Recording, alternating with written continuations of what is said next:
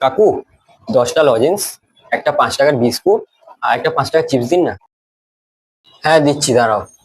A few moments later. এ নাও, তোমার 20 টাকা হয়েছে। বলছি কাকু, 20 টাকার ইএমআই হবে? क्या बोलूं मैं इस पे। कौन है ये लोग? হ্যাঁ হবে তো, হবে তো। দাঁড়াও দাঁড়াও দাঁড়াও, দেখো তুমি 20 টাকার জিনিস নিয়েছো, ঠিক আছে? আর তুমি আজকে ডাউন পেমেন্টটা 2 টাকা দিয়ে করছো, ঠিক আছে?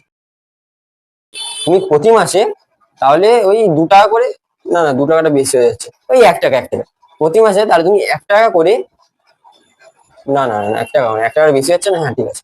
তাহলে তুমি প্রতি মাসে ওই 50 পয়সা করে ব্যাংক থেকে তোমার কাটবে, ঠিক আছে? প্রতি মাসে 50 পয়সা করে তোমার ব্যাংক থেকে কাটবে। তোমার কোনো চিন্তা নেই, তোমার কোনো নির্দিষ্ট টাইম নেই, তুমি যতদিনে পারো তুমি শোধ করো, তোমার কোনো টেনশন নেই।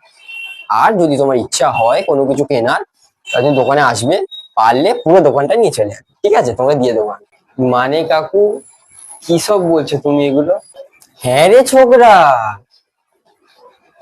শখ তো 20 টাকার জিনিস নিয়ে ইএমআই নেবে, যা এখান থেকে।